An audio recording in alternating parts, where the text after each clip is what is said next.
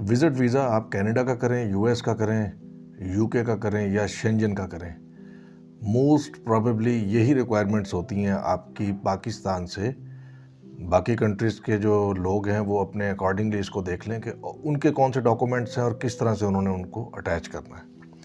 देखिए, जब आप किसी कंट्री में, ख़ास तौर पे इस तरह के मुल्क में, कनाडा जैसे, यूएस जैसे, यूके जैसे कंट्री में जाते हैं विज़िट करने के लिए, मेन फोकस मेरा है कनाडा ही, क्योंकि आजकल सारी कौम कनाडा पे लगी हुई है, तो मेन फोकस वही है, लेकिन सेम ही क्राइटेरिया इनका सबका होता है। जब आप विज़िट के लिए जाते हैं तो आपको सबसे पहले अपना प्रोफाइल बताना पड़ता है कि आप हैं कौन। आप इनमें से कोई एक हो सकते हैं। नंबर 1, आप जॉब कर रहे होंगे। नंबर 2, आपका बिजनेस होगा। नंबर 3, आप दोनों काम करते होंगे, जॉब और बिजनेस भी। नंबर 4, आप डिपेंडेंट होंगे। ठीक है, तो अब 1 बाय 1 इसको ज़रा देख लेते हैं। तो सबसे पहले, अगर आपका प्रोफाइल जॉब का है तो आपको ये चीज़ें चाहिए। बैंक स्टेटमेंट चाहिए। आप रूल ऑफ थंब याद रखें, आपसे बेशक कोई 3 मंथ्स की मांगे, 4 मंथ्स की मांगे, आपने बैंक स्टेटमेंट हमेशा 6 मंथ्स की देनी है। अदरवाइज़ वीज़ा ऑफिसर के पास आपके हर डॉक्यूमेंट की एक्सेस आखिर तक होती है। उसको ये भी पता होता है कि आपने कब बैठकर अकाउंट खोला था, किसके सामने बैठ के अकाउंट खोला था, वो वक्त क्या था उस वक्त जब आपने अकाउंट खोला है। तो इसलिए आप कोई चीज़ उससे छुपा नहीं सकते। नंबर 2 जो इम्पोर्टेंट है बैंक स्टेटमेंट के अंदर, कि जॉब वाले की बैंक स्टेटमेंट उसकी सैलरी के ही अकॉर्डिंगली होनी चाहिए। उसके अंदर कोई बहुत बड़ी मूवमेंट पैसों की करना, फिर उसको जस्टिफाई करना बहुत मुश्किल हो जाता है। समझ के बात? ये वो चीज़ें हैं जो भाई आपके पाकिस्तान यूएई के कंसल्टेंट ना जानते हैं, अल्हम्दुलिल्लाह, ना वो बताते हैं। वो आपके ये डॉक्यूमेंट्स पूरे करवाते हैं और उसके बाद कहते हैं आपके डॉक्यूमेंट्स पूरे हो गए, आप भी हंसी खुशी घर चले जाते हैं। पीछे से आपका वीज़ा 99% रिजेक्ट हो जाता है। तो 100 में से अगर एक का लग भी जाए, जिसके साथ वो सक्सेस स्टोरी बना लेते हैं, तो 99% लोगों के लिए मैं ये वीडियो बना रहा हूँ ताकि आज उनको समझ आ जाए। अच्छा, फिर जो वो सैलरी लेते हैं वो होती है बैंक के अंदर हमेशा ट्रांसफ़र, ये याद रखिएगा। नंबर 2 बात यह है कि उस पे टैक्स कटता है एट सोर्स, तो आपको रिटर्न्स जमा करवाना ज़रूरी है। और जब आपको कोई कंसल्टेंट बताए कि अपना एनटीएन नंबर दे दें, वो सफिशिएंट नहीं है। टैक्स रिटर्न्स प्रीवियस 2 ईयर्स की एटलीस्ट। अगर आज आप टैक्स फाइलर बनना चाहें तो आप 2 साल की इकट्ठी रिटर्न्स और उनका टैक्स जमा करवाएं। अगर आपका एट सोर्स कट चुका हुआ है तो आप सिर्फ सर्टिफिकेट जमा करवा देते हैं, तो आप एटीएल के अंदर, एक्टिव टैक्स पेयर लिस्ट के अंदर आ जाते हैं। देखें, सिर्फ एनटीएन नंबर लेने से या 1 साल की रिटर्न जमा करवाने से आप एटीएल में नहीं आते। ठीक है, जब तक आप active tax payer list ATL में नहीं आएंगे, आप वीज़ा ऑफिसर को टैक्स के डॉक्यूमेंट्स में विजिबल नहीं होंगे। ये बात समझ गए? इसीलिए आपका वीज़ा रिजेक्ट हो सकता है। नंबर 1। नंबर 2 ये है कि अब ये जो आपका बैंक स्टेटमेंट है, ये कोऑर्डिनेट नहीं कर रहा आपके टैक्स के डॉक्यूमेंट्स के साथ, तो भी आपका वीज़ा रिजेक्ट होने के चांसेस हैं कि आपने अपना प्रोफाइल ही ठीक नहीं बताया। नंबर 2, जो जॉब के अंदर ही आपको रिक्वायरमेंट है, वो अपने एम्प्लॉयर से एक एनओसी लेना। एनओसी क्या होता है? होम इट में कंसर्न। एक लेटर लिखवा लेते हैं जिसमें वो बताता है कि भाई ये मेरा बोनाफाइड एम्प्लॉई है, ये इस सन से फलां से लेकर अभी तक मेरे पास नौकरी कर रहा है, इसका ये स्टेटस है, इसको हम इतनी सैलरी ट्रांसफ़र करते हैं। अब इस चीज़ का मैच होना आपकी बैंक स्टेटमेंट के साथ और टैक्स रिटर्न्स के साथ ज़रूरी है। समझ के बात? नंबर जो इसमें 3 चीज़ इंपॉर्टेंट है, वो ये है कि होम इट में कंसर्न में वो ये भी लिखे हैं एनओसी में कि यार अगर ये अपने इसको महीने की, इस साल के अंदर एक सेशन में 1 महीने की 40 दिन की 60 दिन की छुट्टियां होती हैं, तो वो उस ऑफ के अंदर अगर जाना चाहे तो ये जा सकता है। वो स्पेसिफाइड टाइम लिखा हो, ड्यूरेशन, कि वो जून से अगस्त के बीच में होगी या आप किसी वक्त भी ले सकते हैं। ठीक है, तो इस तरह से ये 3 लेटर्स आपके प्रोफाइल के लिए इंपॉर्टेंट है। अब आ जाएं कि अगर आप बिजनेसमैन हैं। देखें, अगर आप बिजनेसमैन हैं तो याद रखें कि आपके 2 बैंक स्टेटमेंट्स होने चाहिए। नंबर 1 आपके बिजनेस की बैंक स्टेटमेंट होनी चाहिए। नंबर 2 आपकी पर्सनल बैंक स्टेटमेंट होनी चाहिए।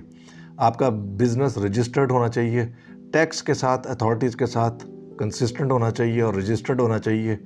नंबर 3 बात यह है कि आपकी 2 रिटर्न्स बननी चाहिए। एक आपकी बिजनेस की रिटर्न्स बननी चाहिए, टैक्स रिटर्न्स, और एक आपकी टैक्स रिटर्न्स बननी चाहिए आपकी इंडिविजुअल उस अकाउंट के अकॉर्डिंगली। बात समझ गए? अच्छा, बिजनेस ये जो है हमारे पाकिस्तान जैसे इलाकों में एक फजूल सी बात है ना कि मैंने चैम्बर ऑफ कॉमर्स से रजिस्टर करवा दिया, इसकी कोई इंपॉर्टेंस नहीं है। चैम्बर ऑफ कॉमर्स से रजिस्टर करवाने का क्या फ़ायदा है? अगर एक बिजनेस अपने ऑपरेशंस कर रहा है तो उस ऑपरेशंस को रिफ्लेक्ट होना चाहिए थ्रू योर अकाउंट। देखें, अगर आप कैश पर करते हैं ट्रांजैक्शन तो उसको कोई बहुत बेहतर कैनेडियन, यूके या यूएस का जो वीज़ा ऑफिसर है ज़्यादा बेहतर नहीं समझता। उसको वो ब्लैक या डार्क इकॉनमी समझते हैं, ग्रे इकॉनमी समझते हैं। अब आप समझ गए? तो जब आप ये प्लान करें कि विज़िट करना है तो अपने डॉक्यूमेंट्स को ज़रा काइंडली थोड़ा सा सीधा करना शुरू कर दें। नंबर 3 ये है कि अब अगर आप दोनों काम करते हैं, जॉब भी करते हैं और वो भी करते हैं, तो फिर आपका बिज़नेस का भी होने चाहिए टैक्स भी, डॉक्यूमेंट्स, बिज़नेस की बैंक स्टेटमेंट्स भी होने चाहिए, बिज़नेस की रजिस्ट्रेशन भी होनी चाहिए, जॉब के आपके जो मैंने डॉक्यूमेंट्स बताए हैं, अब ये सब मिलाकर लगेंगे। क्लियर हो गई जी बात? यहाँ तक मेरा ख्याल है अब आपको समझ आ गया कि आपने अपने आप को प्रेजेंट कैसे करना है फॉर एनी विजिट वीज़ा, आपने अपना प्रोफाइल कैसे बनाना है। मुझे बड़ी फजूल किस्म की कॉलें आ जाती हैं कि जी हमारे बहुत पैसे मिलते हैं, हम कैश में काम करते हैं, मैं अपने अकाउंट में सैलरी डलवाना शुरू कर दूं। भाई उसका क्या फ़ायदा होगा? अगर आपको कैश सैलरी मिलती है तो वो एक लिमिट तक होती है जो आप कैश दे सकते हैं, लेकिन अगर आप उससे ज़्यादा कैश देते हैं जो कि टैक्सेबल इनकम है, वो कानूनन जुर्म है, हराम है। ये आपको कोई कंसल्टेंट नहीं बताता। अच्छा, नंबर 2, अगर आप वो सैलरी ले भी लें तो उसका फ़ायदा इसलिए नहीं होगा कि वो 6 महीने, 4 महीने, 10 महीने से आ रही है तो आपने प्रोफाइल लिखा मैं 10 साल से काम कर रहा हूँ, वहीं पर आपस में डिसएग्रीमेंट। इस तरह की और बहुत सारी चीज़ें होती हैं जिनको देखकर हम पेड असेसमेंट करते हैं और ये बताते हैं कि आपके चांसेस कितने हैं वीज़ा एक्सेप्ट होने के, या आपको कुछ इम्प्रूवमेंट की ज़रूरत है, या आप बिल्कुल ही फारिग हैं और इस काम से बच जाएं। अच्छा, एक तो ये चीज़ हो गई बिज़नेस के लिए। अच्छा, दूसरी चीज़ जो बड़ी इंपॉर्टेंट है, बल्कि पता नहीं चौथी पांचवी अब तो चीज़ आ गई, अगर आप जॉब करते हैं और आपको कोई ये अक्लमंद मशवरा दे कि आप अपनी सैलरी इतनी शो करें जो टैक्स के अंदर कवर ना होती हो, तो फिर विजिट वीज़ा आपके लिए है ही नहीं। आप तो अपने मुल्क में बड़े मजबूर आदमी हैं। विजिट उस बंदे का लग्जरी और उस बंदे के लिए फैसिलिटी है जो एक्स्ट्रा मनी कमाता है, उसने कुछ सेव कर लिया 1, 2, 3, 4, 5 सालों में, और अब वो ट्रिप पर जाना चाहता है और उसके पास पैसे भी हैं, वो जाएगा और वापस भी आएगा, तो उसके पर्सपेक्टिव में वीज़ा ऑफिसर डिसीजन करता है। तो अगर आप डिपेंडेंट हैं, नंबर 4 कैटेगरी, यानी कि आपके फादर की बड़ी मिलें हैं, आपकी मदर का बड़ा अच्छा बिजनेस है, आपके बड़े भाई का बड़ा अच्छा बिजनेस है, भाई पे आके आपका केस वैसे वीक हो जाता है। फादर का अगर बिजनेस है तो फादर को आपके साथ जाना चाहिए। डिपेंडेंट आप मोस्ट लाइकली कुछ कंट्रीज़ के लिए 18 ईयर्स और कुछ के लिए 22 ईयर्स तक होते हैं। मोस्टली के लिए 18 ईयर्स तक डिपेंडेंट है, उसके बाद आप डिपेंडेंट नहीं है। बेशक उन्होंने आपको गाड़ी लेकर दी हो, उन्होंने आपको चीज़ें और फीसें दी हों, आपकी सब कुछ वो आपको मेंटेन करते हों, तब भी वीज़ा की जो लीगल लैंग्वेज है उसमें डिपेंडेंट 18 साल तक है, उसके बाद नहीं होता। फिर वो डिपेंडेंट्स आपको करना चाहिए जिस पर वो डिपेंडेंट है। इंडिविजुअल ट्रैवल नहीं करना चाहिए और ना अप्लाई करना चाहिए। इससे मेलाफाइडी शो होती है आपकी इंटेंशंस की। तो मेरा ख्याल है आपको चारों प्रोफाइल समझ आ गए। अच्छा जी, अब ज़रा इसको और ज़रा डिस्कस कर लेते हैं डिटेल के साथ। देखें, अगर आपका बिजनेस है या जॉब है और आपका जो स्पाउस है, हस्बैंड या वाइफ, अब जो भी अप्लाई कर रहा है, हमारे यहाँ पाकिस्तान में ज़्यादा क्योंकि मर्द ये इनिशिएटिव लेते हैं, तो जो आपकी वाइफ अगर जॉब कर रही है तो उसकी डिटेल्स, उसके बैंक अकाउंट की डिटेल्स, उसकी जॉब की, बिजनेस की डिटेल्स भी मेंशन करें। इससे आपका केस स्ट्रांग होगा। अगर दोनों अप्लाई कर रहे हैं फिर तो कंपलसरी है, लेकिन अगर आप अकेले भी कर रहे हैं और वो यहाँ पर हैं तो भी उनका मेंशन करें, जिससे लोकल टाइज आपकी स्ट्रांग होती हैं। अब ये वाले डॉक्यूमेंट स्टैंडर्ड हैं, ये हर जगह आपके इस्तेमाल होते हैं। FRC, जिसको फैमिली रजिस्ट्रेशन सर्टिफिकेट कहते हैं, ये सबका ही होता है क्योंकि हर बंदे की कोई ना कोई फैमिली तो होती है, ठीक है। MRC, अगर आप शादीशुदा हैं तो मैरिज रजिस्ट्रेशन सर्टिफिकेट आप उसको ऐड कर देते हैं। ये बड़ी आसानी से नादरा से मिल जाता है। अगर आपने नादरा में रजिस्ट्रेशन करवाई हुई है अपने हस्बैंड और वाइफ की, तब मिलेगा ये आपको। आपका CNIC और आपका पासपोर्ट, CNIC और पासपोर्ट, ये अदरवाइज़ भी जब हम कवर लेटर लिखते हैं या जिसको अमूमन कंसल्टेंट गेम चलाने के लिए कह देते हैं ट्रैवल प्लान मैं बना रहा हूँ आपका, उसके अंदर आपको ऑलरेडी मेंशन करना पड़ता है। अब जब आपने अपना वर्क प्रोफाइल बता दिया कि आप ये करते हैं, तो उसके बाद ये बताना बड़ा ज़रूरी है, जिसको सेकंड इम्पॉर्टेंट पॉइंट बल्कि सबसे मोस्ट इम्पॉर्टेंट पॉइंट होता है, वो है लोकल टाइज़। लोकल टाइज़ का मतलब है कि आपके पास पाकिस्तान में, इंडिया में, बांग्लादेश में कुछ ऐसा है जिसकी वजह से आप ज़रूर वापस आएंगे। आप अगर ये यकीन दिला दें तो आप समझें आपका तकरीबन 50% काम हो जाता है। अब लोकल टाइज़ में क्या है, आपके जितने इमूवेबल एसेट्स हैं, वो घर हो, प्लॉट हो, कोई दुकान हो, कोई बिल्डिंग की फॉर्म के अंदर कोई चीज़ हो, उसको कहते हैं लोकल टाइज़। नंबर 2, आपका इमूवेबल एसेट, जैसे आपने कोई गाड़ी ली हुई है, कोई आपने बाइक ख़रीदा है, कोई ट्रैक्टर, ट्रॉली, कोई बस, इस तरह की कोई चीज़ है, तो ये आपकी लोकल टाइज़ शो करती है। इसके अलावा आपकी जो स्टॉक मार्केट के अंदर इन्वेस्टमेंट होती है, बॉन्ड मार्केट में जो इन्वेस्टमेंट होती है, आपने बैंक्स के अंदर जो फ़िक्स्ड डिपॉजिट्स करवाए होते हैं उनके सर्टिफिकेट्स होते हैं, आपने म्यूचुअल फंड्स के अंदर अगर कोई इन्वेस्टमेंट की है, तो this is all your one part of your local ties. ठीक है।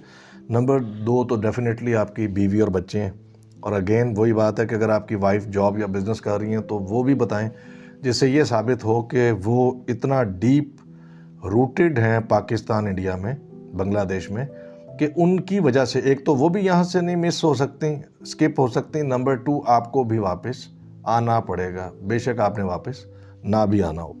बच्चे आपके किस एजेस के हैं, बच्चे आपके किन किन स्कूलों में पढ़ते हैं, अच्छे महंगे स्कूलों में पढ़ते हैं, बड़ी उम्रों के हैं, छोटे हैं, इससे मैटर नहीं करता। वो ओरिजिनलिटी को देखता है कि ये बंदा जो है अपने बच्चों के लिए, बीवी के लिए, माँ बाप के लिए वापस आएगा। बहन भाई जो है ना, वो उसमें कंसीडर नहीं होते कि आपने को आगे बहन भाइयों के लिए कुछ करना है। अच्छा जी, उसके बाद जो इम्पॉर्टेंट चीज़ है इसमें, जो बहुत इम्पॉर्टेंट है, वो है आपकी नंबर 3 पॉइंट्स, जिसको कहते हैं कैनेडियन टाइज़। अब ये जो कैनेडियन टाइज़ हैं, ये आपको कभी भी कंसल्टेंट साहब जो वो एक ऐसे प्लान सा बना देते हैं और कोई एक आधी रजिस्ट्रेशन करवा देते हैं, उससे काम नहीं चलता। कैनेडियन टाइज़ ये है कि कनाडा में आपका जाना बहुत ज़रूरी है। दोबारा बात को समझे, सबसे पहले आप अपना प्रोफाइल बताते हैं कि मैं ये हूँ, फिर आप उसके लिए अपने डॉक्यूमेंट्स लगाते हैं सारे, फिर आप बताते हैं कि पाकिस्तान में मेरी जड़ें इतनी मजबूत हैं कि मैं वापस कनाडा, यूके, यूएसए से वापस आऊँगा। क्लियर? लेकिन फिर आपको ये भी साबित करना है कि कनाडा में, यूएस में, यूके में कोई ऐसा बड़ा ज़रूरी काम है जिसके लिए आप विज़िट कर रहे हैं। ठीक है। इसमें जो एक फजूल सा वो बना देते हैं ना कि मैं नायग्रा फॉल देखने जा रहा हूँ और मुझे मेरी कंपनी भेज रही है, ये कोई ख़ास तौर पे काम नहीं करती चीज़ें। ये तब काम करती है जब आपको परसिस्टेंटली आपकी कंपनी पीछे सिंगापुर, यूएई, टर्की पहले ऑलरेडी भेज चुकी हो, लेकिन कंपनी भेज चुकी हो। ठीक है। नंबर 2 बात यह है कि आपका वहाँ विज़िट करने की कुछ वजूहात, नंबर 1 सबसे स्ट्रॉन्ग होती हैं रिलेटिव्स, और रिलेटिव्स में से भी जो क्लोज़ रिलेटिव्स हैं, जो मामू हैं, यानी कि अम्मी के भी कज़न हैं, वो कोई इतना स्ट्रॉन्ग नहीं होता ताल्लुक़ वास्ता। एक और वीडियो में मैंने बताया था कि आपको जो काम नहीं करने चाहिए कनाडा विज़िट वीज़े के लिए, वो यूके, यूएस के लिए भी नहीं करने चाहिए, शेंजन के लिए भी नहीं करने चाहिए। वो ये है कि आपके मामू ससुराली मामू हैं, तो वो बेगम नहीं जा रही, लेकिन आप तशरीफ़ लेके जा रहे हैं। तो इस तरह की जो रिलेटिव्स हैं, फ्रेंड को जस्टिफाई करना बहुत मुश्किल होता है। ठीक है। उसके बड़े लवाजमात सख्त हैं, बहुत चीज़ें देखनी पड़ती हैं, फिर कोई मैटर करता है। उसके अलावा ये है कि आप जा रहे हैं किसी स्किलफुल, अपने बिज़नेस से रिलेटेड, अपनी पढ़ाई लिखाई से रिलेटेड, अपनी जॉब से रिलेटेड किसी सेमिनार में, किसी वर्कशॉप में, और इस तरह की जो कॉन्फ्रेंसेस होंगी उनके अंदर आप जा रहे हैं। ये बन गई अब आपकी कैनेडियन टाई। और नंबर 4 वही बड़ी वीक वो 5 बन जाती है कि आप जा रहे हैं सिर्फ सैर व तफरीह के लिए। तो वो बताते हैं कि भाई आप हमें बिल्कुल उल्लू का पट्टा मत समझें, गो कि आप हमें बनाने की अक्सर ही कोशिश करते हैं, लेकिन इतने भी नहीं हैं। वो आपके कंसल्टेंट ही काफ़ी हैं ना आपको बनाने के लिए। तो आगे से मज़ीद आप हमें मत बनाएं कि जी वो जिस पे मैंने एक वीडियो भी की थी कि मैं थक गया हूँ काम कर करके, बहुत मैंने प्रॉफिट कमा के दिया है अपनी ऑर्गेनाइजेशन को, तो अब मेरी ऑर्गेनाइजेशन मुझे 2 वीक्स के लिए भेज रही है। तो ऐसी बोंगियाँ सेहत के लिए भी और फाइनेंस के लिए भी, ख़ास तौर पे आपके फाइनेंसिस के लिए, क्योंकि आपको ये 2-3 लाख रुपए का एडवेंचर कम से कम पड़ जाना है और आपके लिए नुकसानदेह है और साथ आपकी रिजेक्शन भी आ जानी है। अब कॉन्फ्रेंस जिसमें जाते हैं आप, वहाँ पर आपकी बुकिंग होती है, तो ये याद रखें कि आपने वहाँ की जो उसकी पेमेंट की है, अगर फ्री है तो होटल बुकिंग किधर है आपकी, इसी तरह वर्कशॉप्स की भी, एंड इसी तरह से आपकी अगर कोई और सेमिनार वगैरह हो रहा है तो उसकी एफिलिएशन। अगर आपका रिलेटिव है, कोई सगा भाई है, बहन है, कोई मामू चचा क्लोज हैं, तो उनसे आप स्पॉन्सर लेटर मंगवाते हैं। तो स्पॉन्सर लेटर की हेल्थ क्या है? किसी फ्रेंड से स्पॉन्सर लेटर मंगवाते हैं, जैसे ये कंसल्टेंट आपसे पैसे ऐंठ लेते हैं, वहाँ लोगों का बिजनेस है। 500 पाउंड उस बंदे के, $500, ठीक है, 500 पाउंड, $500, वो आपसे $1000, 1000 कैनेडियन, US, UK का पाउंड ले लेता है। 500 कंसल्टेंट अपनी जेब में रखता है, 500 आपको अगले बंदे को देता है। वो दिन के 10 ऐसे स्पॉन्सर भेजता है कि ये मेरा फ्रेंड है, उसका पूरा पाकिस्तानी फ्रेंड होता है, पूरा इंडिया, पूरा बांग्लादेश उसका फ्रेंड होता है। ये 2 नंबर किस्म के स्पॉन्सर जो हैं, ये आपके पैसे ज़ाया करेंगे, आपके केस को ख़राब करेंगे, आपके काम नहीं आएंगे।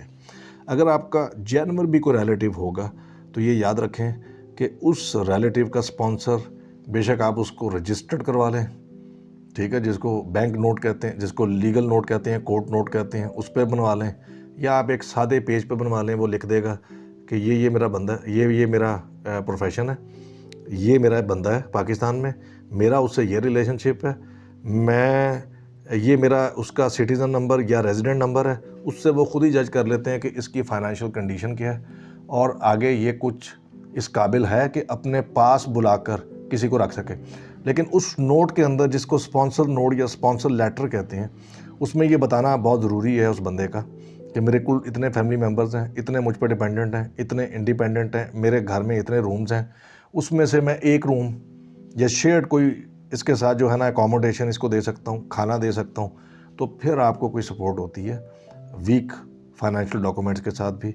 अदरवाइज़ आपको सपोर्ट नहीं होती। तो जब तक आप इन चीज़ों को अच्छी तरह से नहीं देखेंगे, आपको जितने भी आप इन ड्रामेबाजों के पास जाते हैं जो सालार एंड को और इस तरह की कंपनियों के आपके डॉक्यूमेंट्स बनाकर बताते हैं कि हमने फ़ाइल हैवी कर दी और बहुत मजबूत कर दिया प्रोफाइल आपका, एक्स्ट्रा पैसे भी पकड़ लेते हैं, बाहर से आपको कोई कॉन्फ्रेंस का बुलवा देंगे, ऐसी कोई चीज़ आपके किसी काम नहीं आनी चाहिए। और कॉन्फ्रेंस वर्कशॉप के लिए, किसी ट्रेनिंग सेशन के लिए याद रखें, उसको बहुत ज़्यादा रेलेवेंट होना चाहिए, नंबर 1।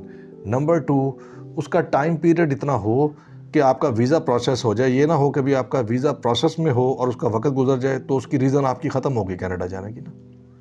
तो इसलिए भी वीज़ा ऑफिसर फिर आपको वीज़ा नहीं देता। तो इस तरह से कुछ और चीज़ें भी हो सकती हैं जो अगर मेरे ज़हन में दोबारा आईं तो मैं उसको पिन करके कमेंट के अंदर नीचे इसमें वीडियो में डाल दूंगा। इसके बाद मेरी वीडियो ये आएगी कि आपका वीज़ा ऑफिसर जो होता है वो कैसे डिसीजन करता है, लेकिन मेन ऑब्जेक्टिव मेरा होगा कैनेडियन वीज़ा ऑफिसर कैसे विज़िट का डिसीजन करता है, कैनेडियन वीज़ा ऑफिसर कैसे वर्क वीज़े का डिसीजन करता है कि LMI आने के बाद भी वो कैसे रिजेक्ट करता है। ये 2 अलग अलग बनाऊँगा क्योंकि इनके पैरामीटर्स फ़र्क हैं। जब तक आप चीज़ों के पैरामीटर्स नहीं देखेंगे ना, पैरामीटर्स को क्या कहते हैं उर्दू में, मुहर्रकात, कि क्या क्या एलिमेंट और क्या क्या वो मुहर्रकात हैं, तब तक आप नहीं समझ सकते कि वीज़ा एक्सेप्ट या रिजेक्ट कैसे होता है। इसके बाद मेरी एक वीडियो फिर आएगी कि आपको जो हम असेसमेंट करके देते हैं ऑन पेमेंट, उसमें हम इन्हीं सब चीज़ों का ध्यान रखते हैं और वीज़ा ऑफिसर की साइकोलॉजी को अप्लाई करते हैं कि वो किस तरह से फ़ैसला करते हुए क्या क्या चीज़ें सोचेगा। तो ये था मेरी तरफ से सब कुछ। तो आज के बाद कम से कम मुझसे ये क्यूरी ख़त्म हो गई, बल्कि सबसे क्यूरी ख़त्म हो गई कि वीज़ा के लिए कौन से डॉक्यूमेंट्स चाहिए। यही डॉक्यूमेंट्स चाहिए और इसी तरह के डॉक्यूमेंट्स चाहिए।